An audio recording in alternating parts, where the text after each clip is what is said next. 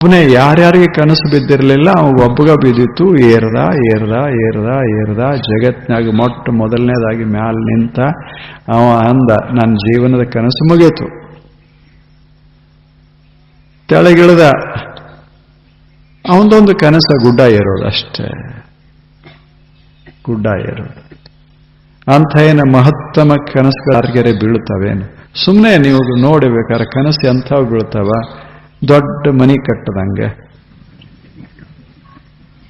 ಇಲ್ಲ, ಮನಿ ದೊಡ್ಡದ ಕಟ್ಟದಂಗೆ, ಸ್ವಲ್ಪ ಪಗಾರ ತಗೊಂಡು ಬಹಳ ಕೆಲಸ ಮಾಡುವಂತ ಸೇವಕರಿದ್ದಂಗೆ.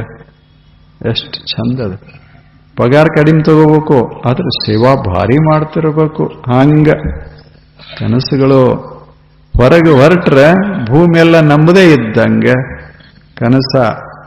ಆ ಬಳಿಕ ಒಂದು ದಿವಸ ಇಲೆಕ್ಷನ್ ಇರಲಾರದೆ ಪ್ರೈಮ್ ಮಿನಿಸ್ಟರ್ ಆದಂಗ ಎಷ್ಟು ಮಜಾ ಇರ್ತದೆ. ಏನು ಕನಸುಗಳು! We may live without hope. What is hope but dreaming and deceiving. ನಮ್ಮನ್ನು ನಾವೇ ಮೋಸ ಮಾಡ್ಕೋತಾ ಇದ್ದೇವೆ. ಏನದು ಎಲ್ಲ ಇದು ಅಂತ ಹೇಳ್ದ. ನಮ್ಮವರಲ್ಲ, ಪರದೇಶದವ್ರು. ಆ ಬಳಿಕ ಮೂರನೇ ಮಾತೊಂದು ಹೇಳ್ದ, we may live without passion. What is passion but pining. ಏನದು? ನಾವು ಒಂದು ವಸ್ತುಗಳನ್ನು ಹಚ್ಚಿಗೋಬೇಕು ಅಂತ ಹೋಗ್ತೇವೆ.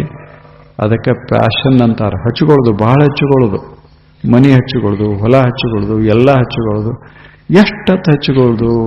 ಅವ ಅಂತಾನ, ಇದಿರ್ಲಾರ್ದೆ ಇರಕ್ ಆಗುದಿಲ್ಲೇನು? ಹಚ್ಚಿಕೊಳ್ಳೋದು ಇರದೆ ಇರಕ್ ಆಗುದಿಲ್ಲೇನು? ಮತ್ತೆ ಹಚ್ಚಿಕೊಳ್ಳದರೆ ಅಂದ್ರೆ ಏನು? ಸುಮ್ಮನೆ ಚಿಂತೆ ಮಾಡೋದು. ಮತ್ತೇನದ ಅದ್ರಾಗ? ಇದ ಚಿಂತೆ ಮಾಡೋದು. ಹೂ ಹಚ್ಚಿಕೊಂಡು ಬಳಕ ಬಾಡ್ತದಲ್ಲ ಅಂತ ಚಿಂತೆ ಮಾಡೋದು. ಮನೆಯವ್ರನ್ನ ಹಚ್ಚಿಕೊಂಡು ಬಳಕ ಎಲ್ಲರ ನಮಗೆ ನಮ್ಮ ಮಾತು ಕೇಳುದಿಲ್ಲಲ್ಲ ಅಂತ ಚಿಂತೆ ಮಾಡೋದು ಅಷ್ಟೇ. ಹಚ್ಚಿಕೊಳ್ಳೋದು, ಬಹಳ ಹಚ್ಚಿಕೊಳ್ಳೋದು, ಇದರ ಅರ್ಥ ಏನು? ಚಿಂತೆ ಮಾಡೋದು. ಹೆಂಗ ಮೂರು ಇವು ಇರದೇ ಇರಾಕಾಗ್ತದೆ ಮನುಷ್ಯಾಗ.